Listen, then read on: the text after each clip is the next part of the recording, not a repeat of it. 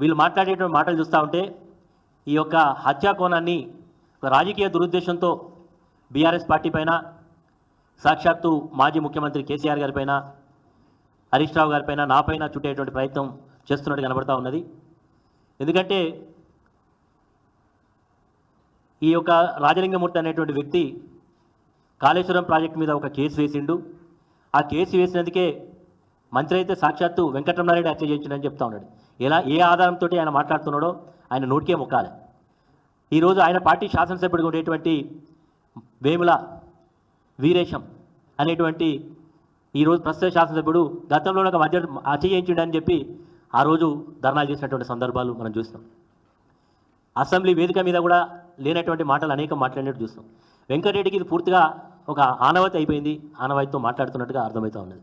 అదేవిధంగా కాంగ్రెస్ పార్టీకి సంబంధించినటువంటి మంది వ్యక్తులు ఇది బీఆర్ఎస్ పార్టీ హత్యా రాజకీయాలకు తెరలేపింది అనేటువంటి మాట మాట్లాడుతున్నారు. బీఆర్ఎస్ పార్టీ ఎప్పుడు కూడా హత్యా రాజకీయాలను ప్రోత్సహించేటువంటి సందర్భాలు ఉండవు. ఈరోజు రాజలింగమూర్తి గారు కేసు వేసారు. ఒకవేళ అందులో కేసు విచారణలో ఉన్నది, ఆల్రెడీ రాష్ట్ర ప్రభుత్వం కమిషన్ వేసింది, కమిషన్ విచారణ జరుగుతున్నది. ఈ కేసులో హైకోర్టులో బీఆర్ఎస్ పార్టీ తరఫున పిటిషన్ వేసినాం.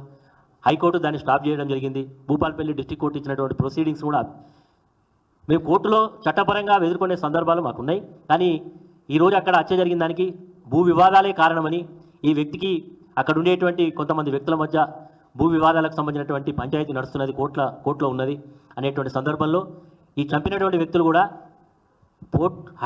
అక్కడ ఉండేటువంటి పోలీస్ అధికారుల దగ్గర కంప్లైంట్ చేసినట్టుగా, ఇతను వాళ్ళ మీద కంప్లైంట్ చేసినట్టుగా, మరి వాళ్ళు ఇరువురు కూడా మరి ఇద్దరి మధ్య వైరుధ్యం ఉందనేది చాలా స్పష్టంగా ఉన్నది. కాబట్టి అది ఆ కోణంతో చూడకుండా ఈరోజు మా మీద బట్టగాల్సి మీదే బాధ్యత అనేటువంటి పద్ధతిలో చేయడం ఎదుగుతుందో దీన్ని మేము తీవ్రంగా ఖండిస్తున్నాం. ఈ హత్యకు నాకు కానీ బీఆర్ఎస్ పార్టీకి కానీ ఎలాంటి సంబంధం లేదు. మరి ఈరోజు వాళ్ళు చెప్తా ఉన్నారు, అక్కడ ఉండేటువంటి స్థానిక శాసనసభ్యుడు దీన్ని నిష్పక్షపాతంగా విచారణ చేయాలి, ఎంత లోతుగా అధ్యయనం, మేము కూడా చెప్తున్నాం, లోతుగా అధ్యయనం చేయాలి, ఖచ్చితంగా దోషులను శిక్షించాలి అని కూడా మేము కూడా డిమాండ్ చేస్తూ ఉన్నాం. వారు ఏదో సిబిసిఐడి అంటారు. సిబిసిఐడి కాకపోతే సిబిఐ ఎంక్వైరీ చేసినా మాకు ఎలాంటి అభ్యంతరం లేదు. మాకు యొక్క హత్యకు ఈ వ్యక్తికి మాకు ఎలాంటి సంబంధం లేదు మరి అనే మాటని ఈ సందర్భంగా తెలియజేస్తాం.